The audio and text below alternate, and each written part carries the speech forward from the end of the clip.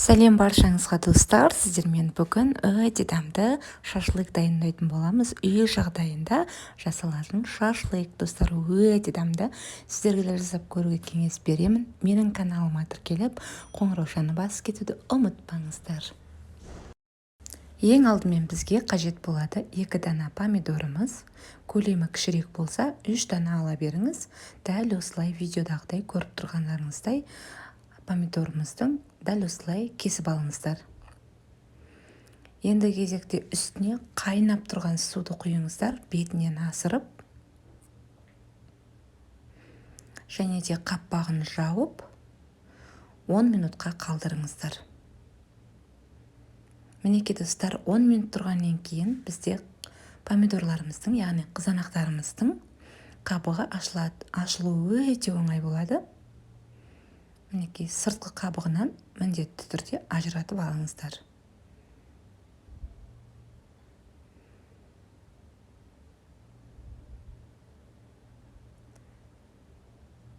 Қабықтарын тазалап алғаннан кейін дәл осы помидорларымызды үккішіміздің көмегімен немесе арнайы блендер болса, блендердің көмегімен помидорларымыздан езбе дайындап алыңыздар. Менде теркамен ыңғайлы болғандықтан осы теркамыздың көмегіне өткізіп алдым. Мінекей дәл осындай езбе дайындап аласыздар. Енді кезекте менде тауықтың 3 сан еті мұнда.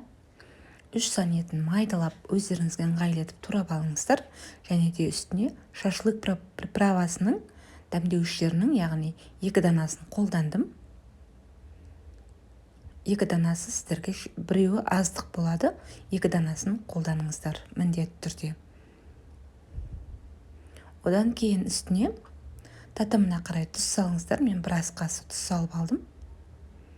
Және де жаңағы дайын помидорымыздың езбесін үстіне құямыз.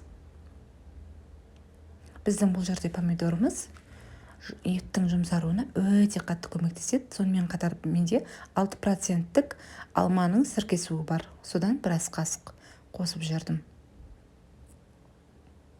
Етіміздің жақсы маринатталуы үшін алма сіркесуінің көмегі өте зор. Барлығында сіркесу қосылғандықтан осылай ең алдымен қолғаптың көмегімен араластырғандарыңыз дұрыс. Мінекей достар, одан соң үстіне 1 дана пиязымызды үлкенірек ірі-ірі етіп турап бетіне салыңыздар. Ірі-ірі етіп тураңыздар, өйткені пешке салар уақытта бізге пияздың қажеті жоқ. Ол пиязымыз күйіп, өзіндік басқаша дәмін беретін болады. Сол себепті пияздың бізге қажеті жоқ. Тек қана маринадта қолданасыздар.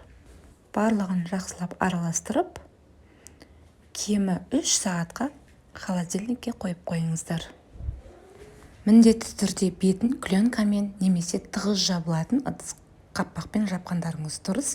Менде осы ыдыстың арнайы қапағы болмағандықтан осылай пленканың және де осындай қапақтың көмегімен жаптым.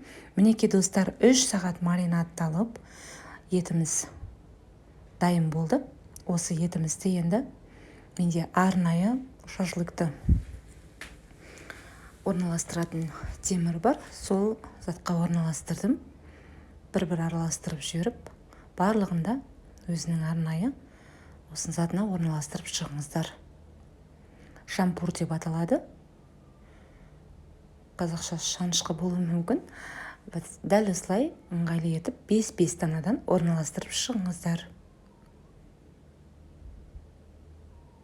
Достар, осы шашлыкты дәл үй жағдайында жасап көріңіздер. Кафеден, басқа жақтан шашлык іздемейтін боласыздар. Өте дәмді, сочный болып шығады, әрі жұп-жұмсақ.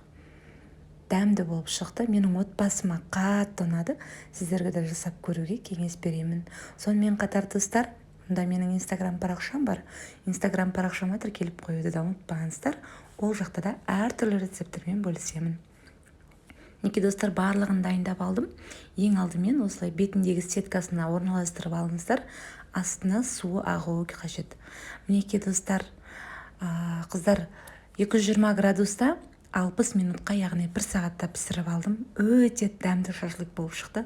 Сіздерге де жасап көруге кеңес беремін. Менің каналыма тіркеліп қоюды ұмытпаңыздар. Және де қоңыраушаны басып кетуді ұмытпаңыздар. Назарларыңызға рахмет.